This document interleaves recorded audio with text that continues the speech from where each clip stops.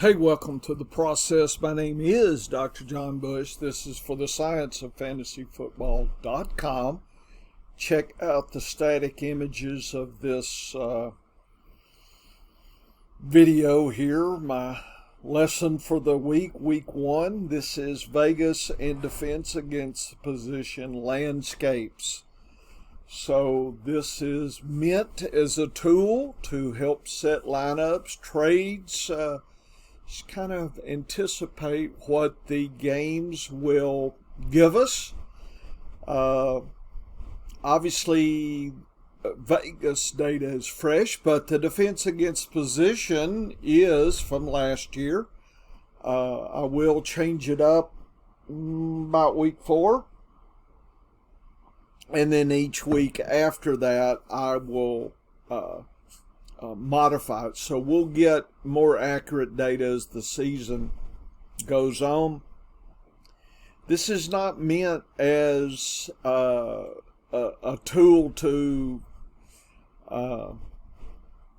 bench your best players necessarily. This is probably for those tough flex decisions, whatnot, maybe some daily fantasy, looking for some long shots, that kind of thing. So it's meant as a tool, not as you got to do exactly this, right?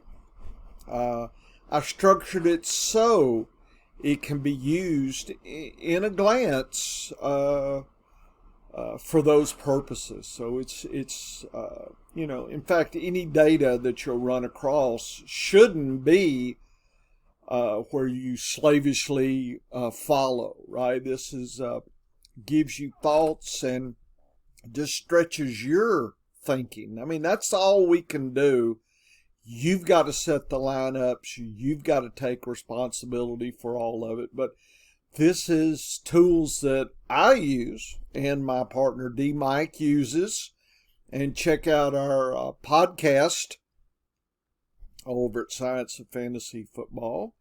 We actually talked about this data. So we talked about it, gave Dennis's view of kind of the extreme games. And then now I'm going to go in a little bit more detail. It may seem monotonous, and that's fine. You can, at this point, you turn it off and just go look at the static images yourself. But, if you want to hear what things that I see, please follow along. So the first slide is just explaining Vegas and scoring information that we present. You got the game heading favorite versus underdog and the game script. So I divide into high scoring, above average, below average, and low scoring. So roughly it's using the over-under Vegas, they kind of imply these categories here. So I give you the breakdown. 49 or above is high scoring, light green. Dark green, above average, 46, 49. Light red, 42 to 45. And below 42, or at 42, I call it low setting. You can look at the predicted scoring by the favorite, underdog, and the spread, these kind of things. They can all give you some insight and information into the game. Again, this is the least predictable week of the season because we don't know all the defensive, changes that have occurred. But this is the best we got, folks. So just even more keep that in the back of your mind. So my defense against position, I just nicknamed DAPs. Tables here. If something is said to be very easy, it is the best situation for the player group. So I don't grade all the way down to player level, just player groups. QB, RB, WR, tight end, place kicker, and the defense. Tough DAPs imply the worst case scenario. Range of outcomes is going to be more favorable in easy versus tough. Okay, so that kind of expands your thinking a little bit. Just kind of think about it. There may be some opportunities there, daily fantasy and whatnot. So I give you the team, the opponent, and I colorize the opponent based on the easy, above average, below, and tough. So in a glance, you kind of know what the team is facing. Is it home or away? That's going to come into play later once we start seeing the efficiency metrics, and I have a method of looking at that will come in when we get data later in the season. So, come back and wait for that. That will make it even better for us to visualize the landscape. Of course, the overall depth that a team is facing against their opponent's D, and then their running backs, QB, WR, tight end. So running backs, there's that rushing, and then I divide the passing level, quarterback, wide receiver, tight end, and then place kicker and defense. So if you're streaming place kickers in D, if you have first come, first serve waiver wires, you can always switch out what you got if some of this hits you here, if your place kicker's in a bad spot or whatever, some last minute injury or something. This could be a good guide to help you stream for the week, and I stream both. Okay, I stream both defenses and place kickers, and macro screen. I look at my quarterback and stream those, not screen, stream, like fish in the stream. Okay, so we only have one high scoring game left. Vegas got Thursday night wrong. Thursday nights and these weird European and Mexico games, I always have left feeling there was more points on the table left because it's in a new situation. And Thursday, the same thing. Overall, the whole season, I just feel like we don't get the full meal deal for Thursday games. So I kind of go in with that mindset and see maybe can I be surprised. High scoring, only one, Vegas says. 51.5, so 52 points. Chargers in Miami. Chargers 29, Miami 23. Shootout level high. A lot of passing potential is what Vegas usually bases this on. Now I realize they're trying to get money bet and evilize the line, as D. Mike told us in our podcast. And so that can be some of it.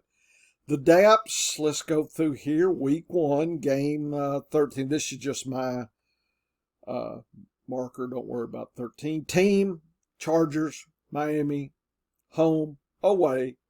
The opponent, Chargers versus an easy Miami. There it is, easy. So that's good. Chargers, Eckler, above average, easy. So, you're all in on Eckler. Herbert, Allen, Williams, whoever, good times. And even the tight end, is that Everett? I don't know who it is this year. But there it is. So this is play them all. There's nothing here to indicate you shouldn't at this point. Now, how deep do you go? On your flexes? I think you need to look at all the games and choices so you don't make a decision now. Okay, you look and change your rosters as needed with all the information. So Sunday morning, I'm thinking that. I got 57, 58, no, I'm sorry, 38 redraft leagues, so I'm pretty busy Sunday mornings. Kicker, I'm not looking for, or the defense, I'm not focusing on. Miami, the Chargers are below average tough.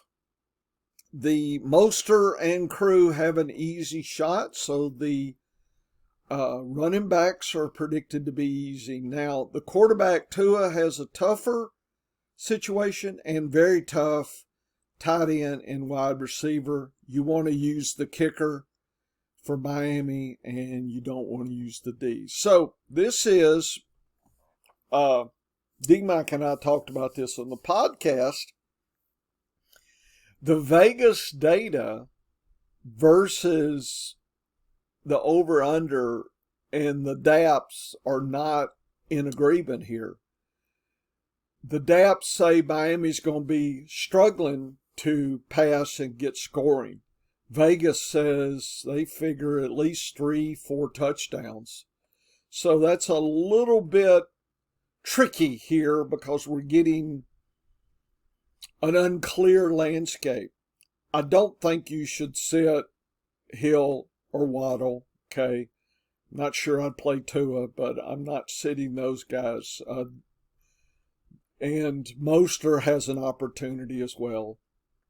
I'm probably sure he's not your RB1, but he could be in flex consideration. So you're going to have to make some calls here and tweak about things. And, early on you go through this data and the static images are there.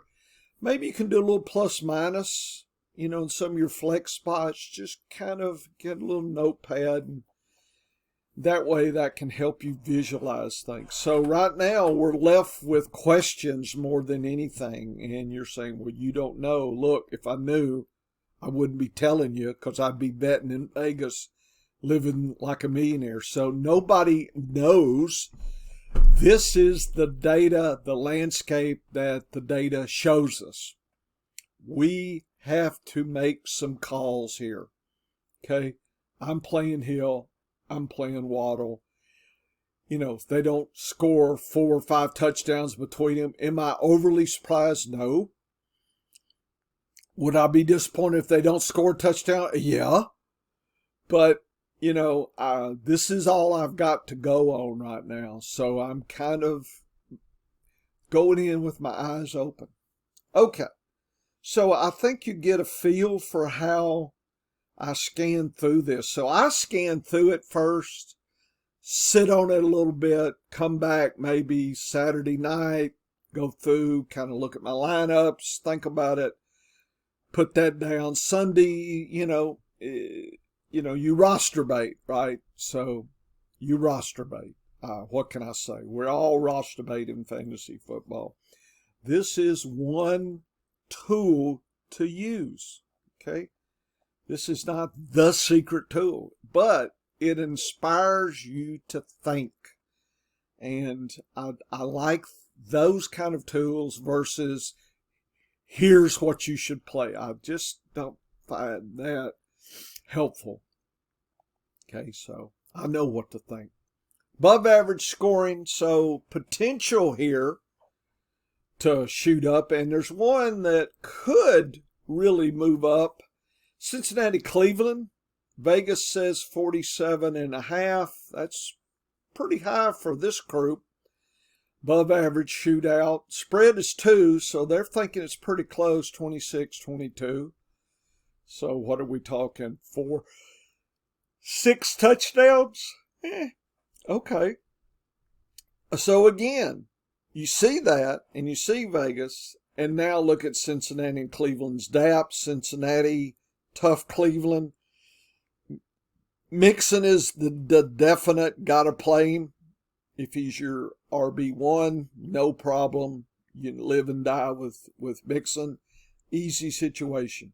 Burrow has tough tight ends, wide receivers. Am I sitting Chase and Higgins and maybe Boyd? Probably not. But once again, We got the Vegas saying one thing, the DAPs telling us another, right? And this isn't a way for Cincinnati. So this could be an underperforming game here. You don't want to use the kicker. You don't want to use the defense for any of these. Cleveland, very tough. Cincinnati, tough, tough, tough. The wide receivers have below average, so, and you definitely want to use the kicker because there's probably going to be a lot of Cleveland field goals. At least that's the DAPs are suggesting that. So that would be kind of more of a definitive statement here. So this is completely at odds with what Vegas is saying. So I don't know if Vegas is thinking that let's get lots of lines. People are exuberant, want to lose their bankroll this week. The DAPs tell us a little bit different story and a tougher slog for both teams. So just be aware. It's kind of like the Miami. This is, there's some studs here, but it's just not what we like to see, right? My confidence is a little bit wavering here. I'm not going to bench the studs here, but, I'm playing Burrow, playing the Cleveland guys. If that's who I drafted, I didn't draft many, so I don't have to worry about that decision. Okay. So there's still a lot of question marks. Say, don't you wish this was just straightforward, easy? And no, there is no easy button in fantasy football. Okay, if you're new to the game, there is no easy button. You got to scratch and claw your way through this. Seattle Rams, 45.5. Seattle should win by about, 5.5, 6 points, almost a touchdown. They're discounting the Rams, not even going to break 20. So Seattle with Geno should get 4 touchdowns here. So that seems good. The Rams against Seattle. Seattle's above average easy. Cam Akers has an opportunity to bounce back here, folks. I didn't draft him at all, but those that did, here's the week to play him. Stafford has an above-average easy game, and the tight end. Is this where Everett plays? Anyway, there may be a connection there with the tight end, daily fantasy, whatnot. That might be an opportunity there for you. The defense is playable. The Rams D is playable. The wide receivers, I know Tyreek Hill, I'm not going to sit him, but he's going to have to earn his treats here this week. It's a tough situation for him. So it's a little bit clearer than last game. And there may be a stack, daily fantasy with Stafford. Probably buy him cheap and the tight end. Seattle is facing a below average tough, but the wide receivers have an opportunity. So it looks like the defense is tough against the quarterback, probably keep him in the pocket. But Geno can throw, showed that last year. So I'm optimistic about Lockett, Metcalf. So if I drafted those as my WR2s, I'm playing them. You want to play the kicker for Seattle, and you want to play Seattle's defense as well. So there is a suggestion by the defensive DAPs that this game may be higher scoring than Vegas thinks. There are some tough spots, but there are some easier spots as well. So this is a little bit clearer. The mud is less thick here. And but just think about what this does for your team in the context. That's all we can do here, folks. And I hope you like this. Buffalo and Jets, right? Monday night game, 46.5, above average. 2-point spread, 26-21. It's going to be an interesting game because the DAPs say it's tough for both teams. The only sweet spot is Dalton Kincaid and Knox have an opportunity here, a sweet spot there. So they may score for us. I mean, everybody's talking Kincaid. If you drafted him as your tight end one, you want to play him. You want to play the kicker and the Buffalo defense. Aaron Rodgers going to earn his money here. But again, the Buffalo, Cook, Harris, it's fine. Play them if you got them, if you want them, but they're going to have to earn their biscuits. We'll see what Rodgers can do. Boy, if Rodgers doesn't do well, can you imagine all the rah-rah that's going to go on Twitter? Oh, my God. People are going to go crazy.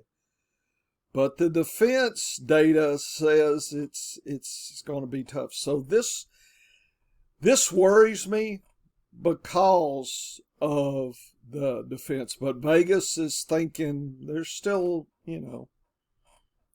6 touchdowns out there.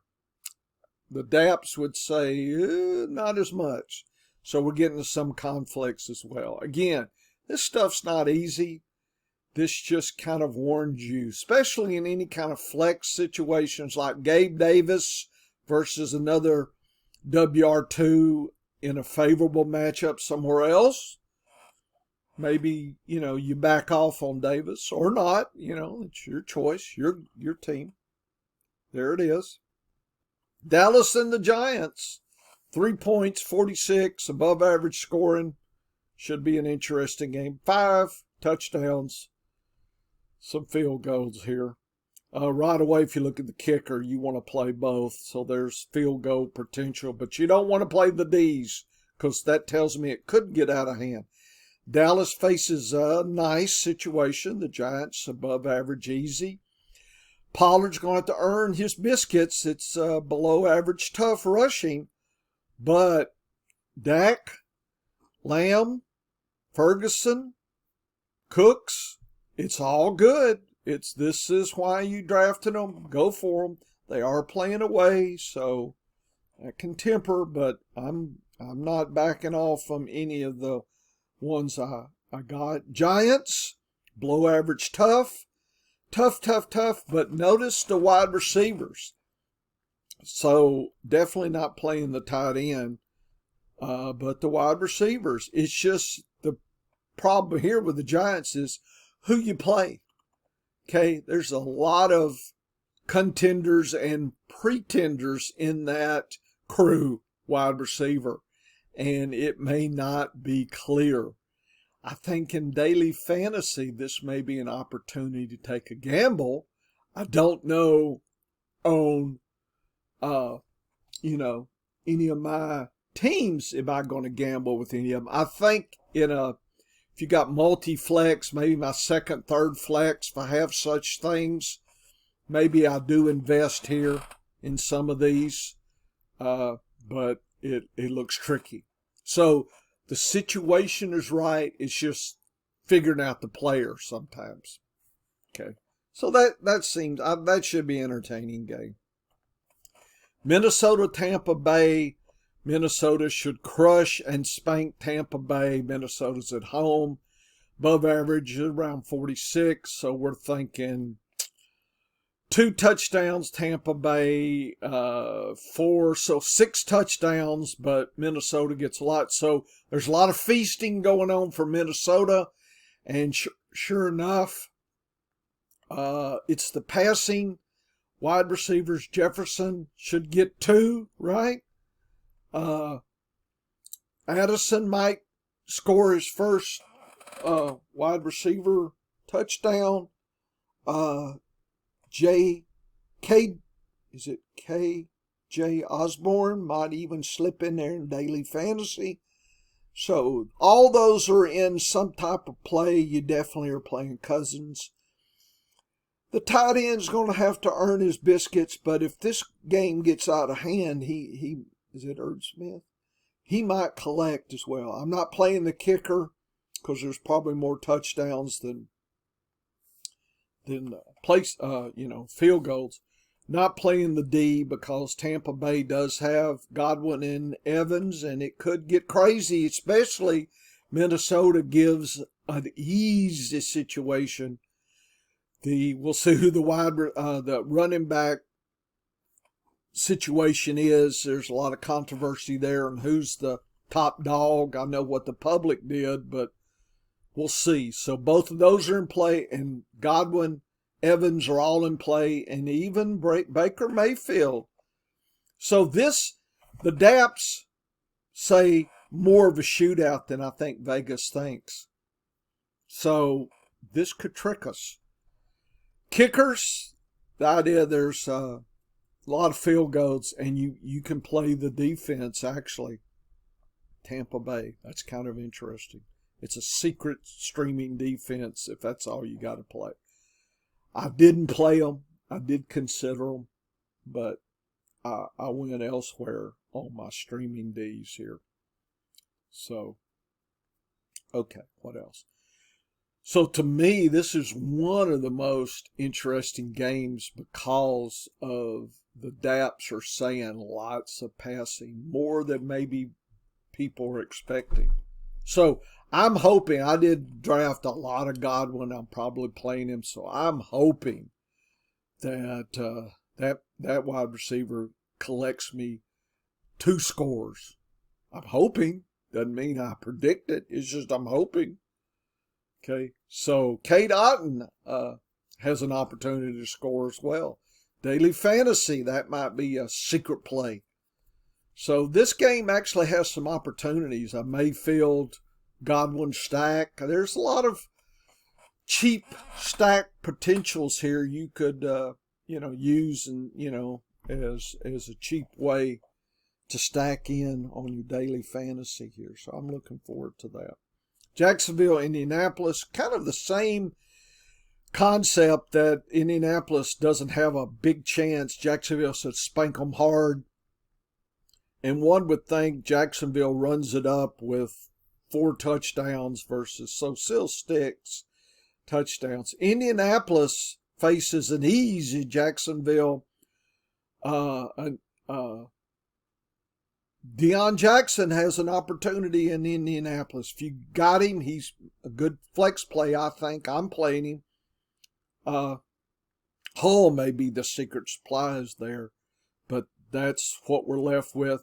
Easy. So Richardson faces an easy situation. Welcome to the NFL. And Pittman, the tight ends, I don't know who's hurt or not. I think Jelani Woods is hurt, so I don't know who's out there, but that could be a secret stack as well. This could be a wide receiver tight end secret stack on daily fantasy. You don't want to play the kicker or the D. Jacksonville, easy. Etienne should have gravy time, eat, feast. Lawrence should be able to do well. The wide receivers are going to, Kurt, Ridley, going to have to work a little hard. Ingram worries me, has a tough matchup. You want to play the D. I'm playing a lot of players from this team in this game. So I'm not overly worried about the below average wide receivers with Kirk or Ridley if you drafted them. But, I'm not going to look back and say, wow, how come I didn't realize it's going to be a little tougher? So maybe a little bit below what you want, but I think if you drafted Kirk or Ridley for sure as your one, you got to play it, right? The Lawrence should pepper them. It should be fine. And the rushing should be good. It looks like both teams can balance this out and rush and pass. And if it stays close, the RBs are going to be in play a lot more than we might think. If it does get out of hand, then those RBs will be not favored as much, or the pass-catching RBs will be the ones that will be favored here. Okay, so that's the last of the above-average scoring. Hopefully, by you watching the data and thinking about this. That's good stuff. I will continue on the below average, lower scoring games here. Let's move on. Okay, we got the below average scoring games here. This may be going too long. It's 30 minutes. Here's Philadelphia, New England. Philly should win easily, but take a look at the DAPs. Once again, we've got the DAPs telling us one thing.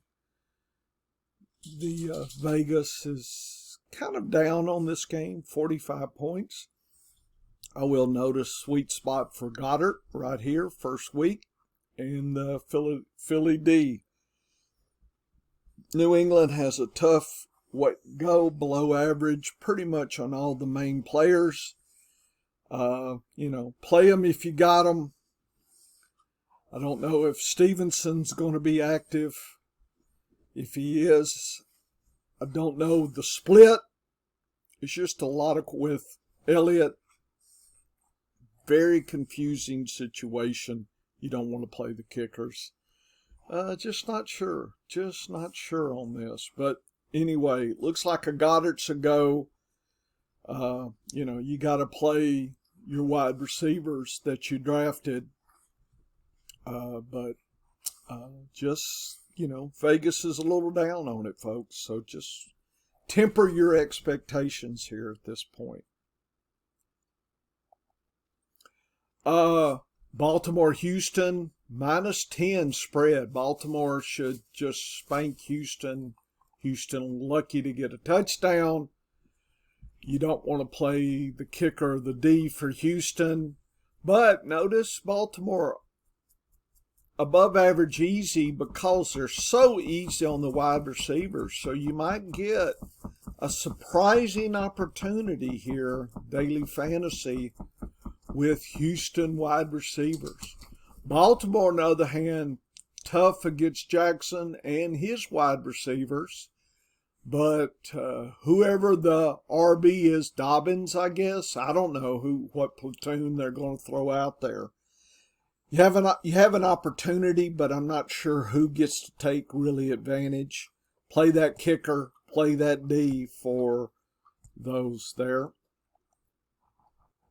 Denver, Vegas, again, 44 points is Denver's 26, Vegas 18.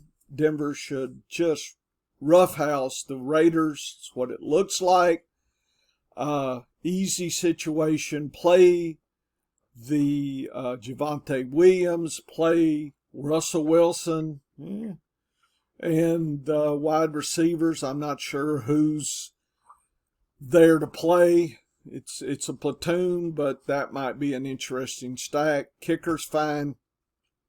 So Lutz is fine. Tight end, I think I'll let that sort out there, Troutman, to see if he's got anything happening. Raiders, tough. Looks like Jacobs keeps them in the game. And the tight end, I'm not sure who their tight end is now. I think got rid of Waller. So that might be an interesting play as well. Okay. I will just let you look at the low scoring games. You can look at the static images, but we're talking 42 points or less. So there's some spots, but there's some sadness as well. Dennis and I did hit 2 or 3 of these games on the podcast. You can listen to what I had to say. If you want me to go through all of them, then just comment. Okay. I don't know if the low scoring games is where the action's at, but there it is anyway. You can check them out. And again, the static images are all in the Science of Fantasy Football. Okay, week 1, a lot of questions. Don't be surprised that things are not as clear as you drafted them to be. Okay, take care. We'll focus on next Thursday's game and hopefully try to get you winning for week 2 if you blew up in week one. Take care.